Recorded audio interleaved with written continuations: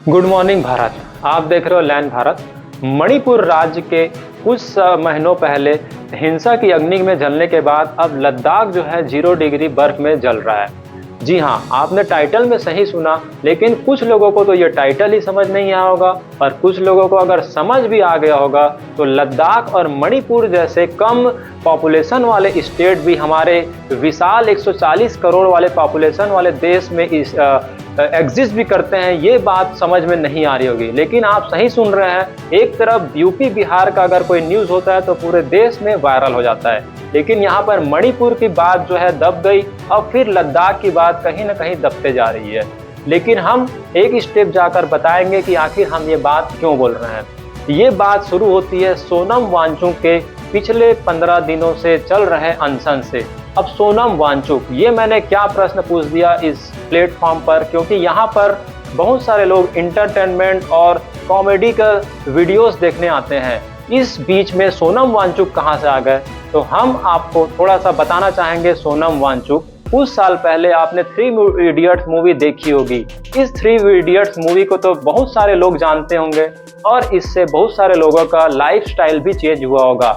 लेकिन 3 इडियट्स का लाइफ कहाँ से आया था? वो आया था सोनम वांगचुक, एक जो एजुकेशन देने वाले हैं और यहाँ पर नेचर को सेव करने वाले हैं, उनका नाम है सोनम वांगचुक। उन्होंने बहुत सारे एफर्ट किए थे, लेकिन दुर्भाग्य हमारा यह है कि 3 इडियट्स जो उनकी कॉपी करके मूवी बनाई जाती है वो केवल 55 करोड़ में बनाई जाती है और वो मूवी 400 करोड़ कमा लेती है। उसके हीरो को भी पूरा देश जानता है, लेकिन उसके बैकग्राउंड में जो मेन हीरो थे सोनम वांगचुक, उसको कोई नहीं जानता।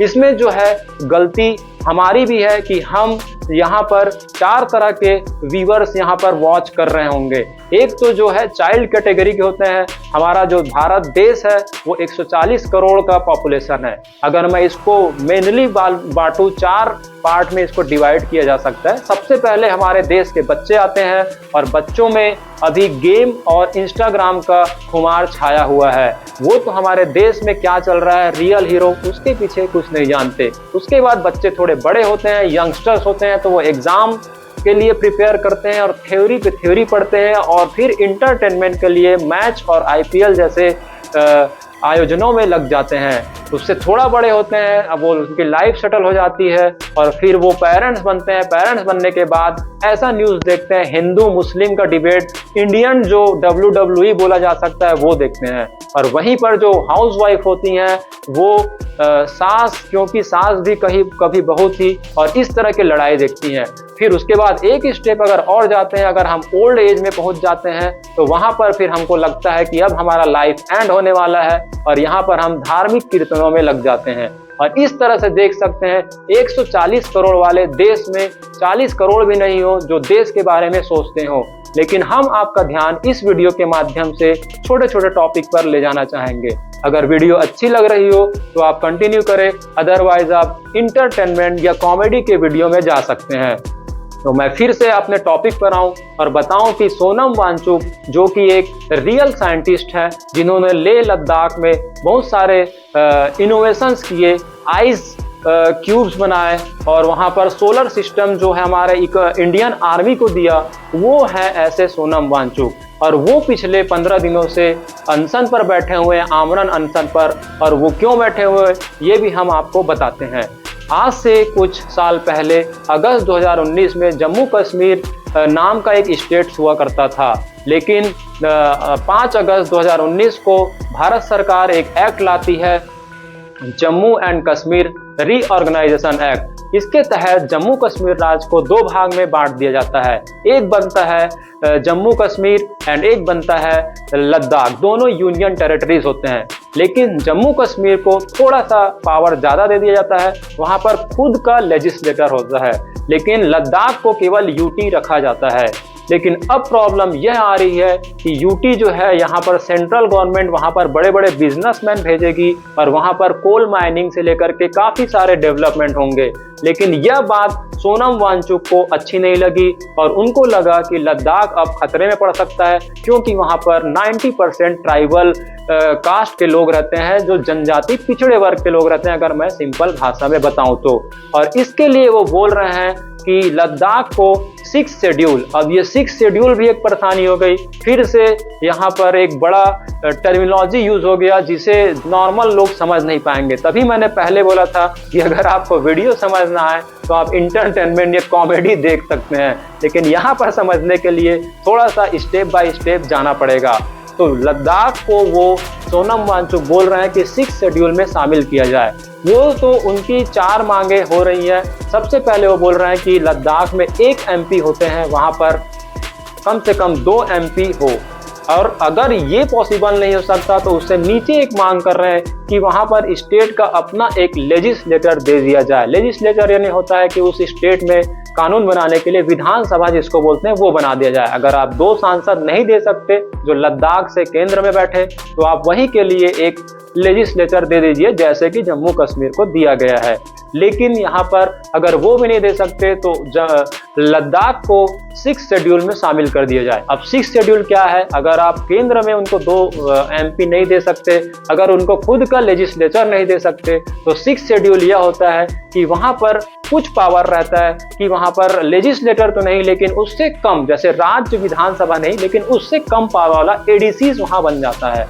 और ADCs के बनने से यूनियन गवर्नमेंट मतलब केंद्र सरकार और राज्य सरकार की जो भी नियम होगी वो लद्दाख में डायरेक्टली अप्लाई नहीं होगी। वहाँ के ADCs से उनको पूछना पड़ेगा कि आपको इस लॉ से कोई परेशानी तो नहीं है। तो सोनम वांगचुक जी अपने लद्दाख के लिए लड़ रहे हैं। न केवल वो इसी सरकार में लड़ रहे हैं, वो पहले से भी वहाँ पर इनोवेशन कर रहे थे। और जब बात उनको लगा कि अब लद्दाख के जो है प्राकृतिक संपदा, नेचुरल रिसोर्सेज और वहाँ की ट्राइबल जनजाति जो है खतरे में आ सकती है, तब वो अनशन में बैठे।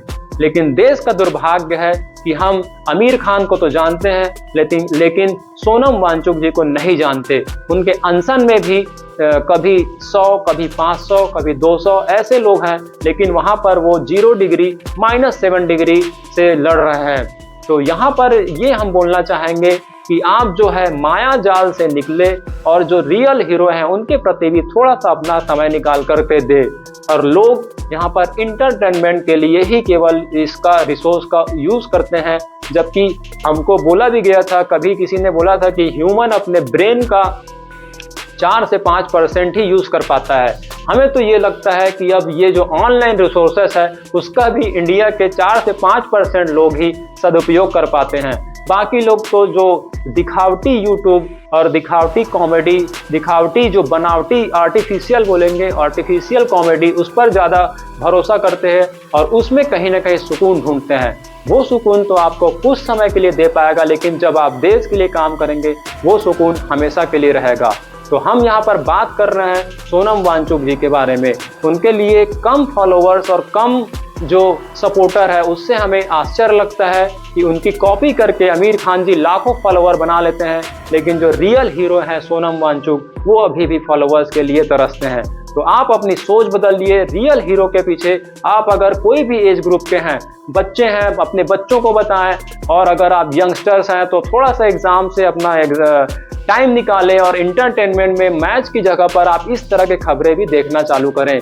लेकिन दुर्भाग्य यह है कि मीडिया भी इस खबरों को नहीं कवर करती, क्योंकि उनको चाहिए TRP, और TRP मिलती है पॉपुलेशन से, पॉपुलेशन जैसे स्टेट से। तो वहाँ पर वो सीमा हैदर जैसे लोगों का खबर दिखाएगी, क्योंकि वहाँ पर 26 करोड़ में से सारे लगभग देखने वाले रहेंगे।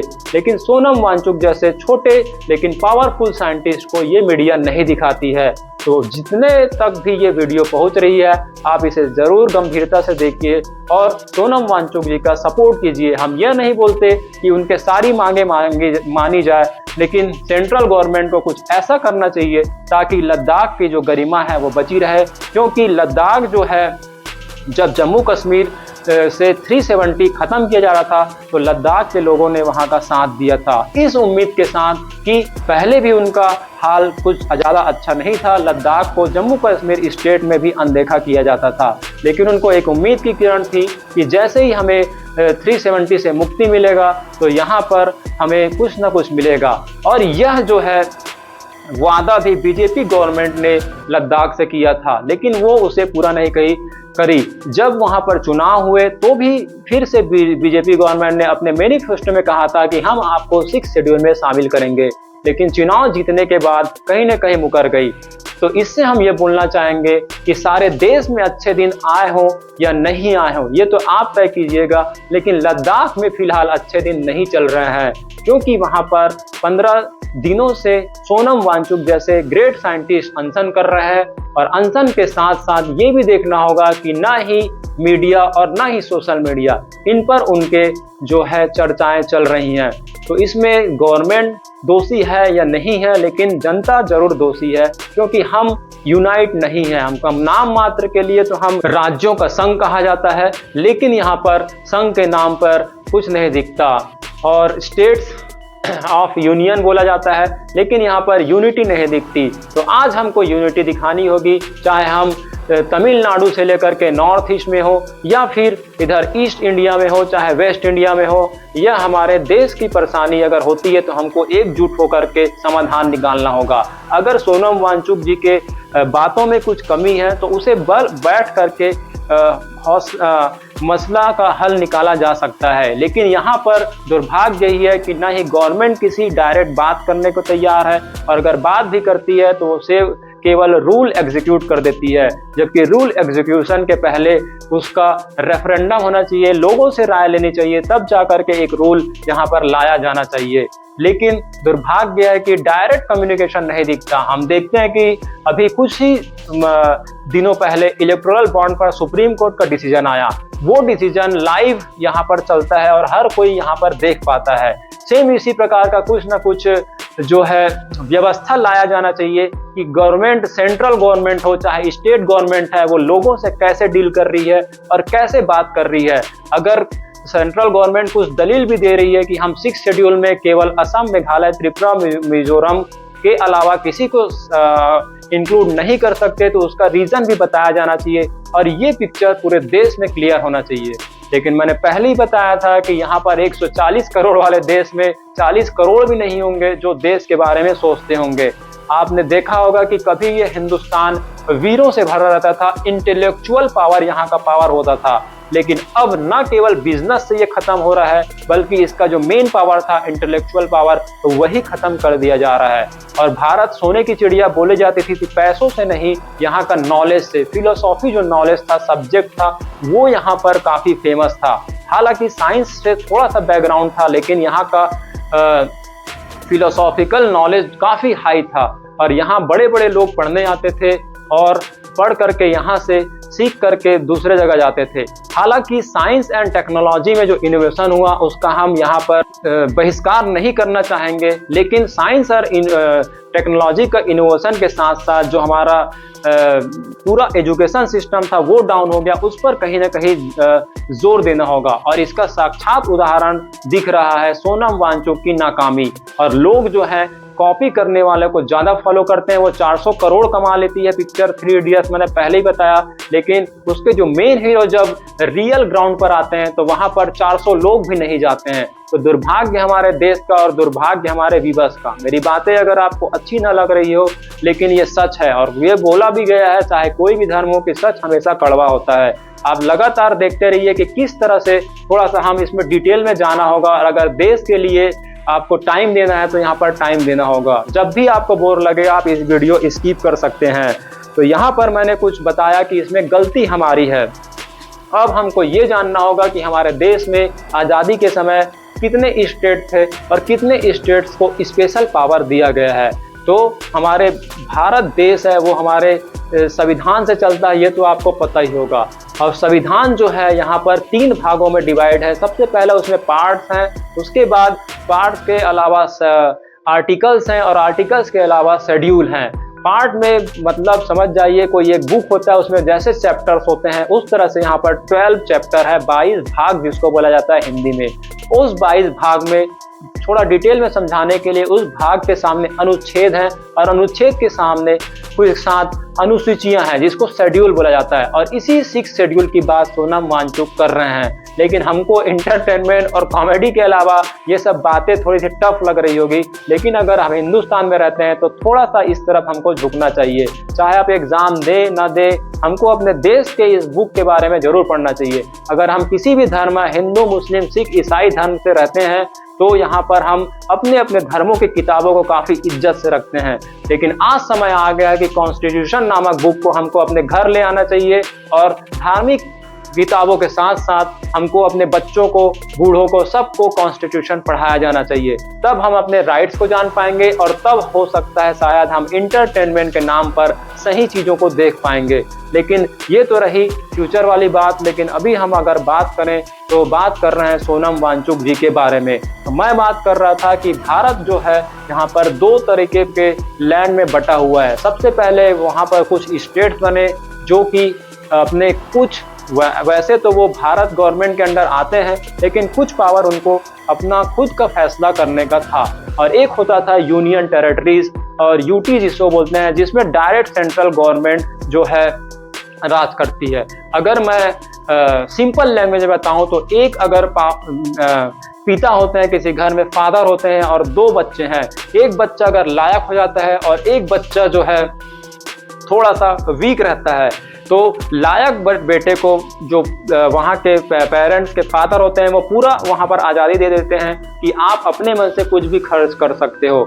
लेकिन एक जो होता है थोड़ा सा कहीं ना कहीं या तो वीक हो, चाहे पॉपुलेशन में आप वीक हो, कम हो आपका पॉपुलेशन, या फिर एबिलिटी या कुछ कंट्रोवर्सीज हो, तो उसको सेंट्रल जो है अपने निगरानी में रखता है। मतलब फादर जो है उस लड़के को अपने निगरानी में रखते हैं। कुछ भी वहाँ करना पड़ता है तो डायरेक्ट पापा उनको फाइनेंस करते हैं। सेम उसी प्रकार से भारत राज्य को भारत संघ को दो भागों में बांट दिया गया था। एक तो राज्य बोला गया और यूटी बोला गया, और यूटीज जो है डायरेक्ट सेंट्रल गवर्नमेंट के अंडर आते हैं। लेकिन जो लद्दाख है अभी भी कोई राज्य पहले था जम्मू कश्मीर में, लेकिन जब उसको डिवाइड किया गया तो वो यूटी बन गया है। यूटी मतलब सेंट्रल गवर्नमेंट और सेंट्रल गवर्नमेंट मतलब डेवलपमेंट करने वाली। तो इसलिए सोनम वांगचुक जी को थोड़ा सा यहाँ पर परेशानी हो रही है और वो ये बोल रहे हैं कि कम से कम लद्दाख को 2 MP दे दो। अगर 2 MP नहीं दे सकते तो स्टेट के लिए विधानसभा दे दो। अगर वो भी पॉसिबल नहीं है तो उसे 6 शेड्यूल में डाल दो। लेकिन परेशानी यह है कि 6 शेड्यूल में केवल 4 राज्यों के लिए यहाँ पर प्रोविज़न किया गया था, असम, मेघालय, त्रिपुरा, मिजोरम। और भी हमारे देश में राज्यों को स्पेशल पावर दिया गया है, जो मैं आपको बताना चाहूँगा कि किस तरह से जो राज्य है, यूटी तो डायरेक्ट सेंट्रल से गवर्न होती है, सेंट्रल गवर्नमेंट से, ये तो आपको क्लियर है।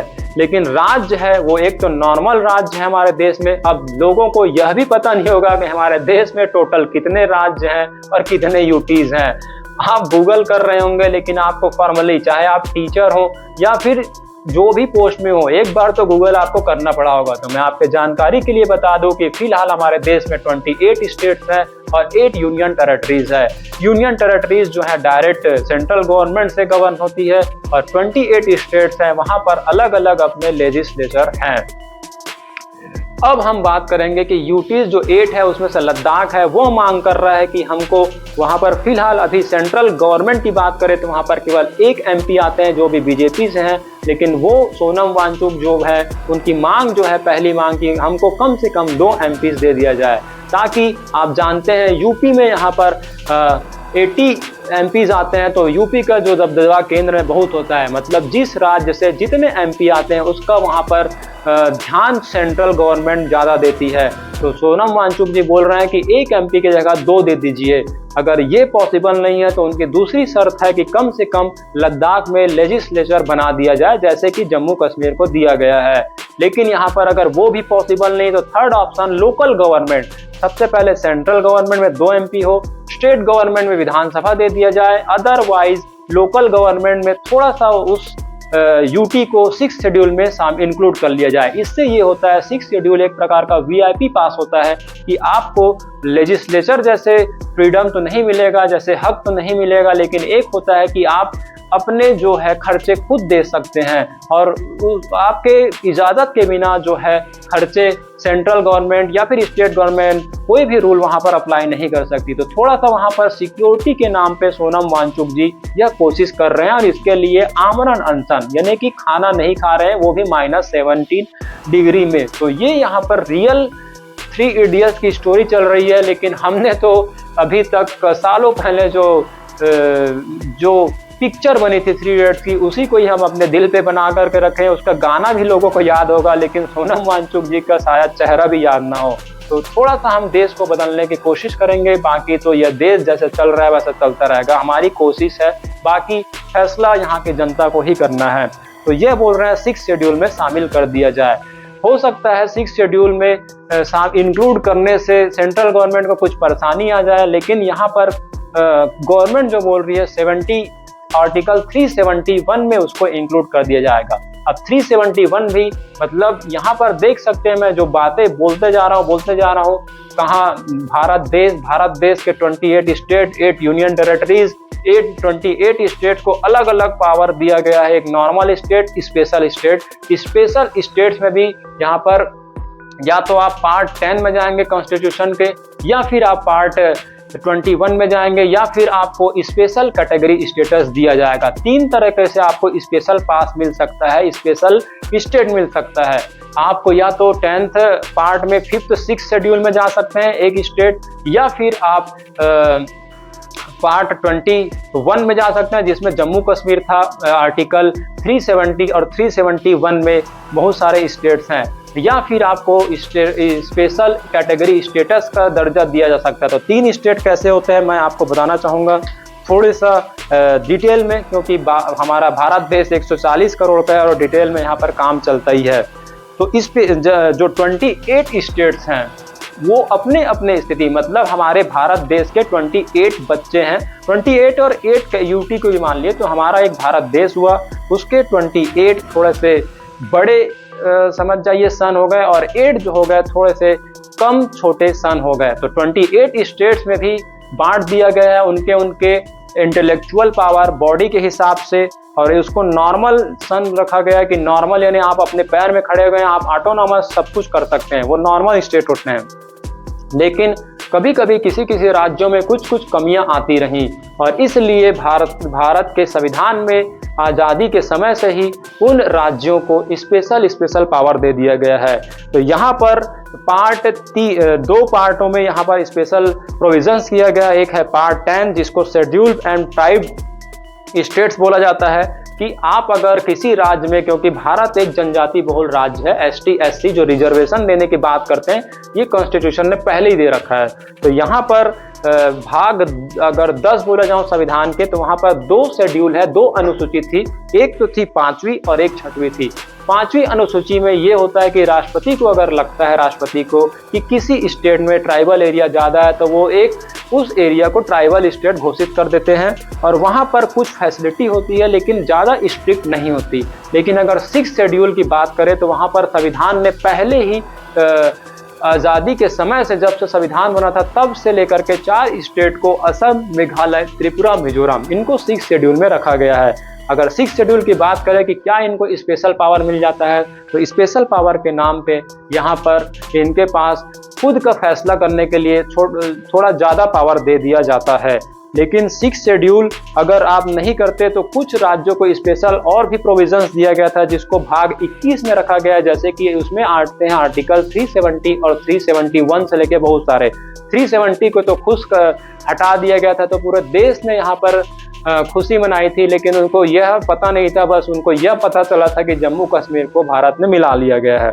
लेकिन 371 में भी अभी यहाँ पर 12 स्टेट हैं जिनको कुछ स्पेशल वहाँ पर पावर दिया गया है। और उसके बाद अगर तीसरा लेवल की बात करूँ तो SCS वहाँ पर मिलता है। SCS यानी होता है स्पेशल कैटेगरी स्टेटस। अगर राज्य को, उस राज्य में मिनरल्स वगैरह ज़्यादा हो रहे हैं और सेंट्रल को ज़्यादा कर्जा देना है, तो वहाँ पर 42% उस राज्य को, अगर आप SCS कैटेगरी के हैं, अगर आप 28 में स्टेट में से आपको SCS का दर्जा मिल गया है, तो आपको यहाँ पर 42% टैक्स मिलेगा। तो 3 तरह के स्पेशल पावर होते हैं, या तो आप पार्ट 10 में जाइए, या तो आप पार्ट 11 में जाइए, या आप SCS कैटेगरी ले लीजिए।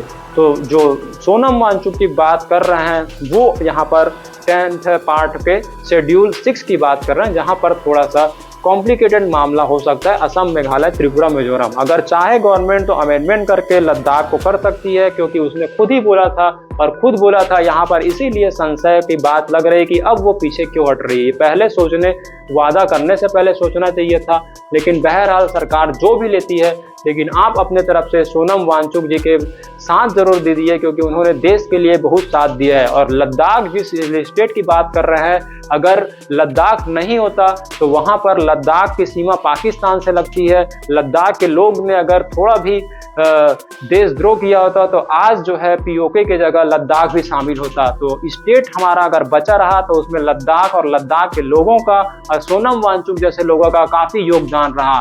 लेकिन ये सब हमारे दिमाग में समझ नहीं आएगा, वीडियो हमको कॉम्प्लिकेटेड रहेगी और हम स्किप करके इंटरटेनमेंट में चले जाएंगे। लेकिन लद्दाख ने हमारे जम्मू कश्मीर को बचा करके रखा है। और वहाँ से चाइना वाले जब भी आते थे तो चाइना वाले जो सैनिक आते थे उनके लिए भी जो सूत्र संदेश देते थे इंडियन आर्मी के, वो लद्दाख के लोग ही थे।